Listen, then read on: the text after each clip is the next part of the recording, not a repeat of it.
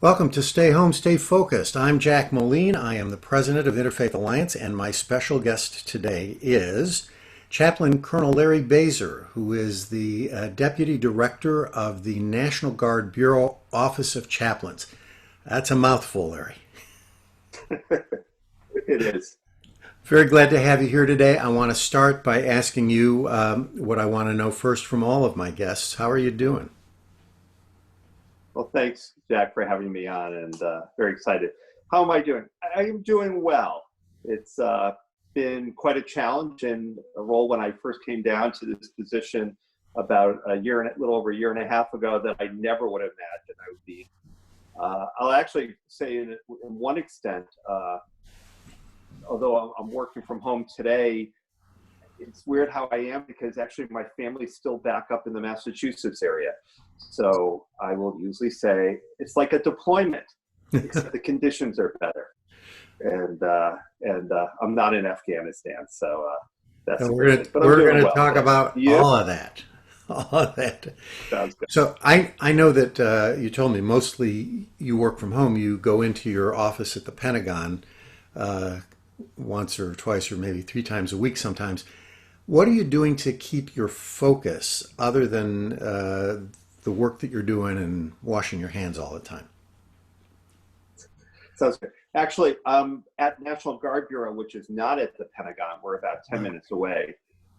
So so National Guard Bureau is called the Temple Army Readiness Center, and part of that has the joint office for the National Guard Bureau. The senior leadership is based at the Pentagon, but I mostly work out of that building. Regardless, every once in a while I am at the Pentagon. At least now things are much more through teleconferencing and video chats and the like. But staying focused really is, I would say, just the immensity of the work that's going on that allows me to say, okay, here's what I have to do. Here's my mission. A lot of connectivity. Um, the challenge is not always being in the building, is I miss the interpersonal contact with people, sure. which I think everyone has faced. Yep. So it's a matter of, for me, when I do have that contact, that I think actually is what gives me the self refocusing, um, to then be able to help others. But the work itself never stops. The phone calls, the video conferences, all day, which I think is like everyone. And it's that adaptability, which is Yeah. just really changed things. You've been separated from your family through all of this, right? And you sort of joke Mm-hmm. that it's like a deployment, although a little more luxurious, I imagine. But Yeah. you you know more than most of us the nature of that separation. How is this separation different from the other deployments you've had, other than the That's creature actually a great comfort? question. That's actually a great question. So I was deployed. I was when I was still living in Massachusetts as a congregational rabbi. Uh, I was uh, I was also the state chaplain for the Massachusetts National Guard, and one of their major units, the 26 Maneuver Enhancement Brigade, 26 Yankee Brigade, was deploying to Kabul, Afghanistan, and they needed a chaplain, a senior ranking chaplain. And so I was deployed from there. The difference that was, okay, I'm on deployment. I'm going to be away for 6 months. And everything was focused on that, preparing my family to be able to do this. My kids were younger. And so it was a very different experience. Conditions were like being on deployment. I was lived in a small little half connex, and uh, it was a very different environment. And you This were is there. different. This Yeah. Go ahead. I'm sorry. six months straight. So the welcome home. Go ahead. Sorry. Yeah. So here, let me just say. So here, the difference is when this started.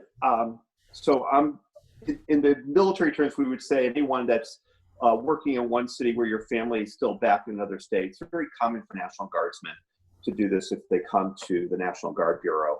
Um, that we would call ourselves geographical bachelors or bachelorettes. So my family was in one state, I'm over here, and I would be home every 2 weeks or so, or my wife would come down.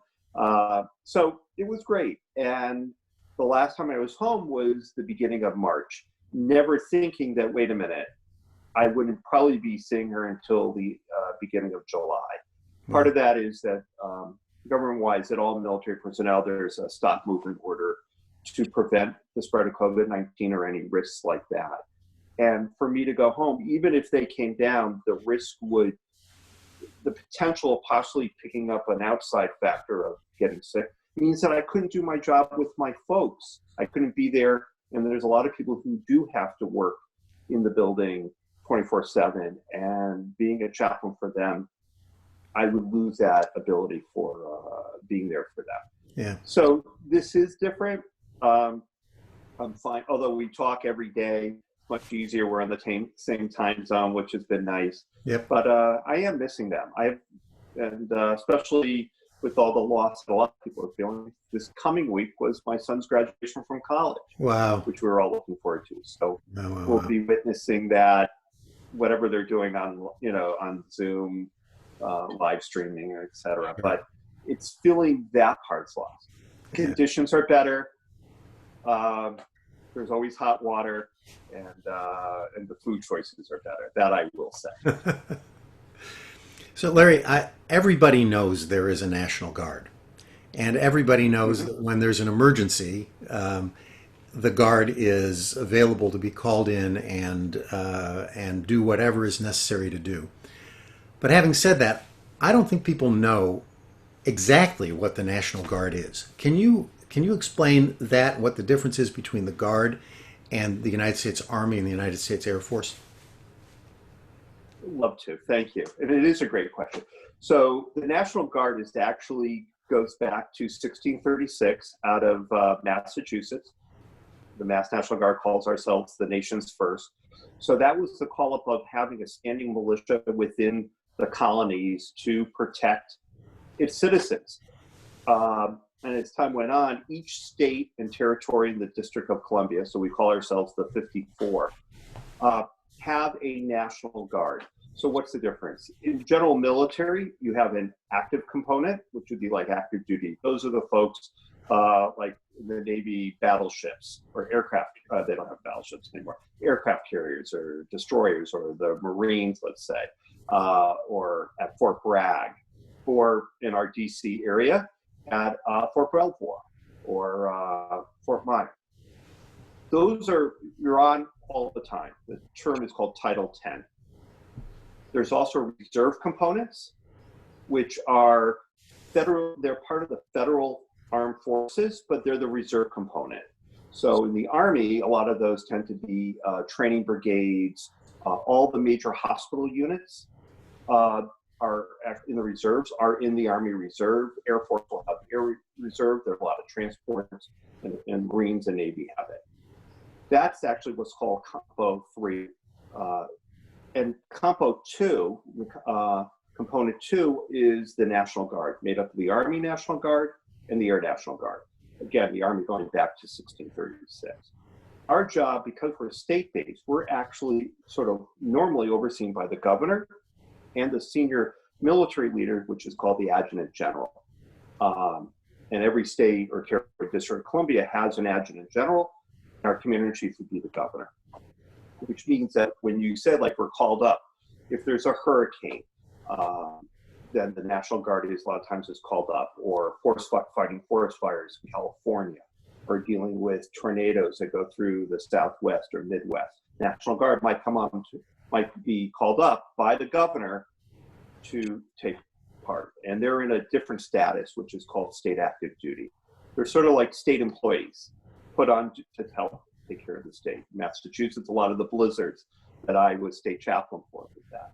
Or in 2013, I was overseeing the religious support for the marathon bombing, which again, the Massachusetts National Guard was called up. One of the neat little differences, because of the state ability, you could have the military, the military take part in helping with law enforcement, assisting with law enforcement. And that's something special to National Guards that doesn't happen. Right. That's something that the standing army is not allowed to do by statute. Is that correct? Exactly. But it gives that part sort of just assistance to help in many areas for states. the best way someone to help me to say what goes on and what's happening now is National Guard is locally executed. We're doing the stuff locally within our citizens, and we're, one day we were working in a bank teller, or we were working as lawyers, or in the doctor's office, or mechanics, and the next day we're in uniform assisting our citizens on the streets as National Guardsmen, locally funded. And then I would say state-wise governed oversight, and then federally funded, like what's going on now. Do you have to be a veteran? Do you have to have military training in order to join the Guard? No, actually not. So a veteran status is actually a great question. Is actually when you have been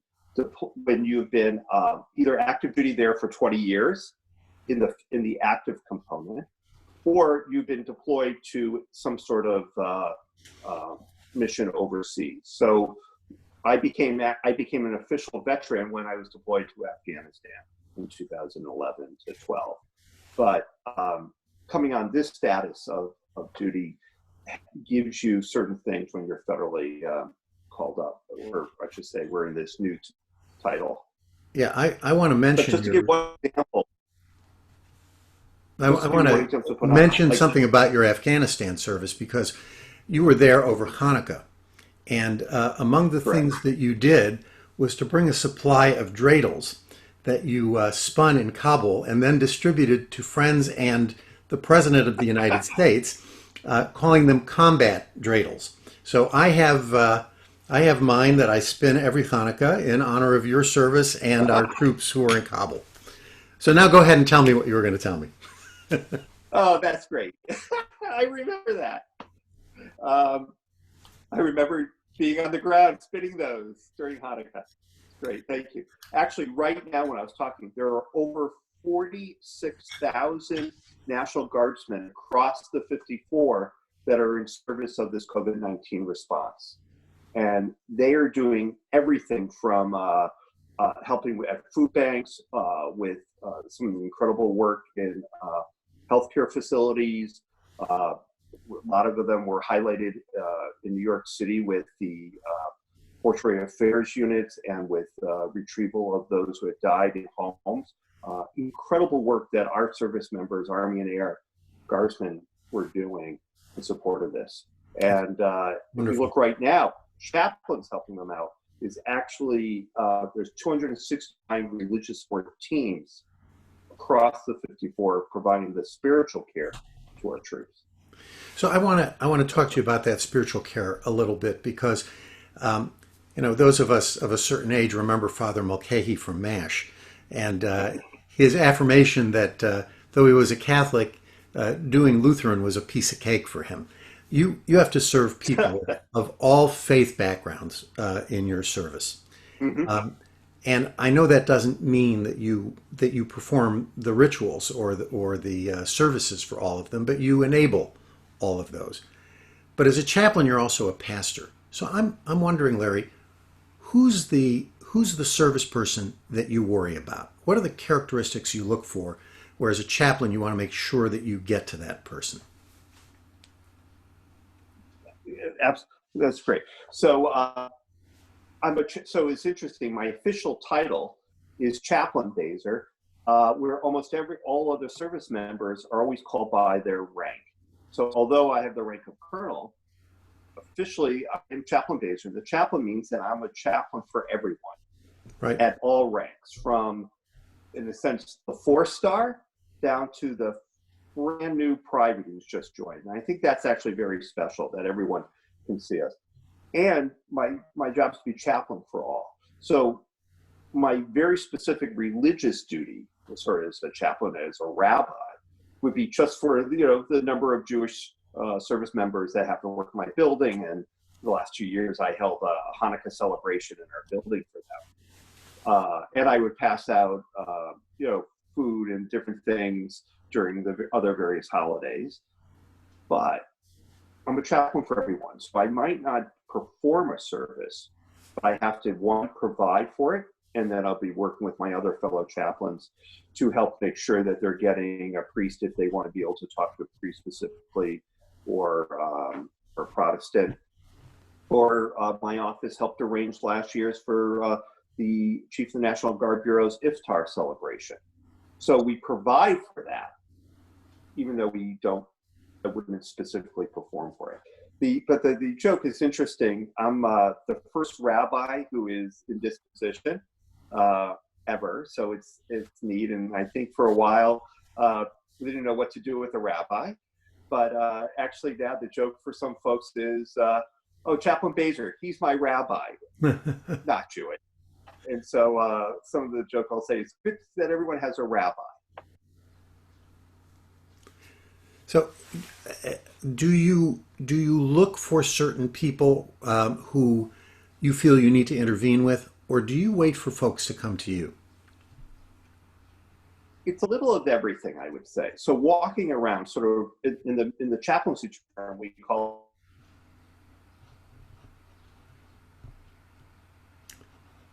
Well, I think we just lost you, but I hope you're coming back. We call it, and part of that is, I'm back. I got a phone call that came in. Sorry. Okay. No. I declined it. So by walking around, I'm able to sometimes get a sense where people are, and it's that strike up a conversation that something will tip me off that maybe just spend a little bit more time. I think the big thing there is just hearing people's stories where they are. Or if I'm on the phone, here today, when we're in this COVID-19 world, even it's just listening to the story on the phone, checking on the family, what's been the struggle, asking one or two questions. And I think clergy, hopefully we have that sense to ask that extra probing question that doesn't seem probing, but elicits their story is really key. Other times I'll get a phone call from a leadership or from a fellow service member who said, "Hey, chaplain, so-and-so I think is struggling with something," or, "Hey, this happened to them. Might be worth a checkup." Roger that. So it's a combination of both, and it's sort of being there. And I think by walking around and people feeling that they can talk to us means they're willing to share their story of life that will help them on this journey, especially at this time. It's so important to provide the support to our folks in uniform. At Interfaith Alliance, where we're concerned about the separation between government and religion, sometimes we're asked the question about whether the government should be paying the salaries of religious figures. But because we're talking about the wholeness of service and a life that is handed over for a period of time to the service of government, whether it's a state government or the federal government, but for the American people, we have an obligation to provide these services as well. We're getting sort of near the end of the time that we have. I want to ask you about a story that you can tell us, something that made an impact on you, that transformed you maybe in your experience as a National Guard chaplain. I'm actually going to do two, one going way back and one now. I'll try to do it briefly. One actually goes back, call it as when early in my National Guard career, I was with the New York Army National Guard, and I was stationed. I was at Ground Zero on 9/11 that day, which completely sort of changed my whole perception and everything. I was not there when the towers fell, but I was there shortly afterwards. But the time that really struck me was the Saturday night afterwards. So the attack was on a Tuesday night. Saturday night, I happened to have been at Ground Zero. I usually did a lot of the overnight shifts. And I was standing at the edge of where the South Tower was. And and a firefighter came over to me. He was a fire captain. And we started talking. He said, "Would you say a prayer?" And we started engaged. And I asked him, "Did you lose any of your fellow people from the firehouse?" And he said, "No, thank God." But he pointed and said, "I know about 10 people that are in there." And that moment, and we sort of shared sort of a little bit of background. I said, and actually I said, "I'm a rabbi." He said, "I don't care." It's a prayer to God. And at that moment, through a prayer, and I have to say through my own tears at that moment, in the utter darkness and the horrors, light shone through. God was present. And that's something that has always stayed with me. I want to fast forward to actually something with this COVID-19 that our whole country is engulfed with. So I'm at a very, in a sense, strategic 10,000 foot level. We're seeing anything, coordinating everything. But about a week and a half ago, I had a phone call from one of my chaplains that I had when I was in Massachusetts. And he was at the Holyoke Nursing Veterans Home. And one of the patients who was dying of COVID-19, had a horrendous outbreak there, was Jewish. He was the only Jewish person they knew that was there and was dying. And the daughter was with it, was able to get in and be with them, but they wanted a rabbi to say the final prayers. And the chaplain, who was a Christian chaplain, said, the only rabbi I know is Chaplain Bazer. Calls me on the phone and said, would you offer the prayers with this family? And he took his phone on speakerphone at that moment. And there in Holyoke on speakerphone, and me sitting in Arlington, I did the final Jewish prayers called the Vidui, and saying the Shema with the family and offering thoughts. And it was that connection that brought me from the whole coordination level that I do here to help bring spiritual care to the 54, right to that bedside. And I have to say, those two moments are something that's going to stay with me for the rest of my life. You know, it's a cliche already to say thank you for your service, but Larry, I feel it, and I know that the people who are viewing and listening feel it as well.